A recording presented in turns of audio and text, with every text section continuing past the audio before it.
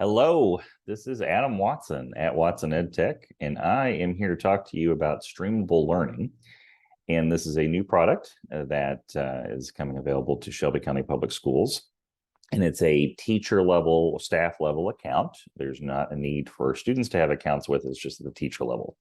That said, I want to spend a couple of minutes, kind of give a little teaser trailer, kind of a brief overview of the product. And I'm hoping you're going to be excited about it as much as I am about an opportunity to bring a lot of STEM and science, but as you'll see, as far as contents, even social studies and other areas as well, thanks to the content partners that are part of Streamable Learning. So really quick, first off, what is Streamable Learning?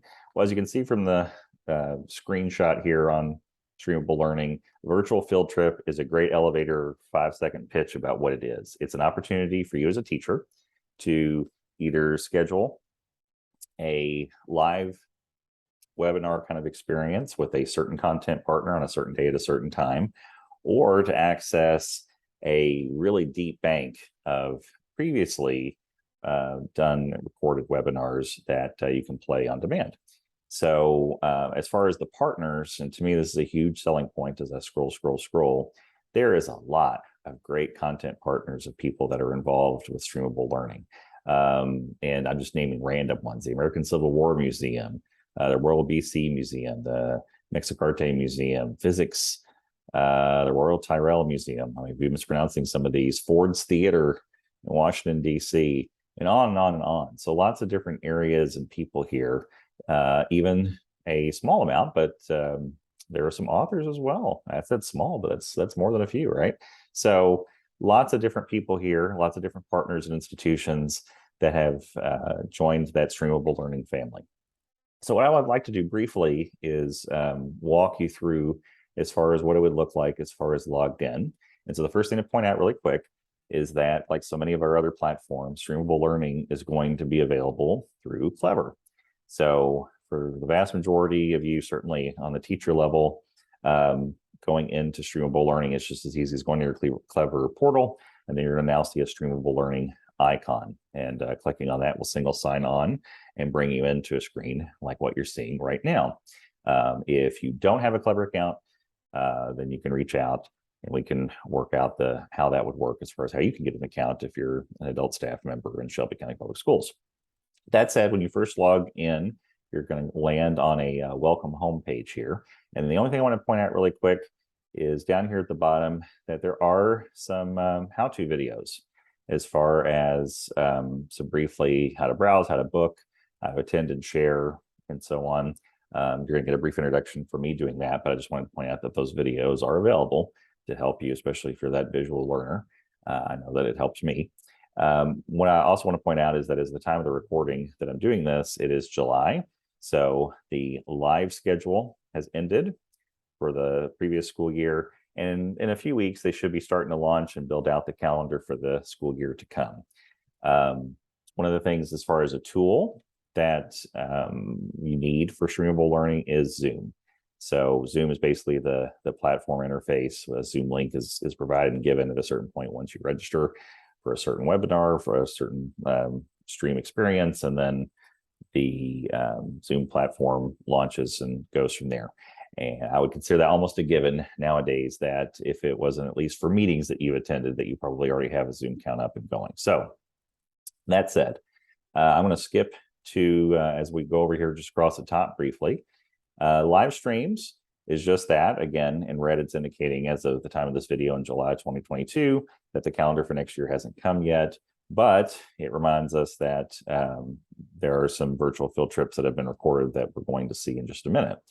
The estimated duration time, that's also a good thing to point out, normally 30 to 40 minutes, which is great. So it's perfect for a secondary teacher who is wanting to fit that in within a normal period. And more than 30 or 40 minutes, our youngest kids might get a little bit antsy, even if it's exciting stuff to watch. So that said, I'm going to now go over to, so live streams is where that tab is that when you want to eventually be able to look at and access the calendar, browse by day and month, then what time and what partner is offering a certain thing at a certain time. And basically it's just as easy as clicking on that. It'll create an opportunity for you to register for that. And then more information is going to be emailed to you. Just that simple as far as joining and planning for a live stream to come. But what's nice is that there's also archived recordings that are here. And here, I just want to show you that there's some great searching and filtering features to be able to filter this down. So I'm a 5th grade teacher who might be interested in life sciences and animals. And as I check mark some boxes, that opportunities are going to filter down. You can also see here that certainly, as I said, STEM and science is a big push and a big reason that Streamable Learnings was purchased for Shelby County Public Schools. But you have lots of other stuff too. You have some social studies, even the arts, math and technology, some English language arts, so college and career readiness, lots of good stuff. So I don't want you to think of this as just a science platform. There's lots of opportunities for lots of different contents. If you, and we'll just do one really quick just for an opportunity here. So let's say I want to keep it to high school. Each check mark takes it just a second to start filtering down. All right, so I'll keep it to high school. And let's say animals. All right, and then once I've filtered down to what I want, I'm going to hit submit. And you're going to see that all of these are scrolling backwards here, different partners that have done some webinars and recorded. I will say, and this is a thing that you'll notice in a few different places, it's a little bit, you're going to have a little bit of patience, I think, as far as navigating through the results of things. For example, it's not necessarily just the newest going backwards in time, as you can see here, as the timestamps jump around, nor is the partners alphabetically listed. In other words, you might need to be a little patient and just scroll through the different things. And as a topic or a particular institute goes, oh, that sounds interesting, I'm interested in sea lions, then you could click on that. And it's right there ready to play, but it also has a little blurb about what that webinar might be to expect. This is great that they have an opportunity that they do some correlation of standards by state. So obviously Kentucky for us, but I will also say that as you click these, that's again, catch as catch can. Some of them have information, some of them is like come back later as far as giving you standards. So I wouldn't heavily rely on that, but certainly click away. And if it's opportunity, you know, and it's available, then that's more information for you as far as what standard alignment might go along with a particular webinar. So we talked about the recordings, okay? Going back to that for just a second. So again, using that filter and that functioning. If you're interested in searching or just even exploring the content partners, we showed that one screen that had all the logos at the very beginning of this recording, but you can see here by area, Australia, Canada, Israel, and eventually down here, United States of America, alphabetically listed. You can also browse the different partners that way. And if you quote, let's just say Liberty Hall Museum, if you click on a particular one, then it's going to tell you some information about that particular partner, possibly some website links. And here's the great thing where it's like, okay, is there any upcoming live streams on the calendar to come? You can check that out. Or this is a way that you could quickly and more conveniently go down to the archive of just the recordings for that particular institute. So you can think of that as yet another way to search or filter down if you found a particular partner that you like. The frequently asked questions has a few things, most of which I have covered as far as questions that you might have, but there is that frequently asked question there as well. And the support is a way that through a form, you could submit a question if you're having any concerns.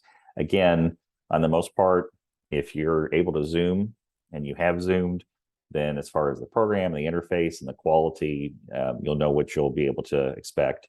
One last thing that I'll mention here, and it's I mention that because of this frequently asked question moment.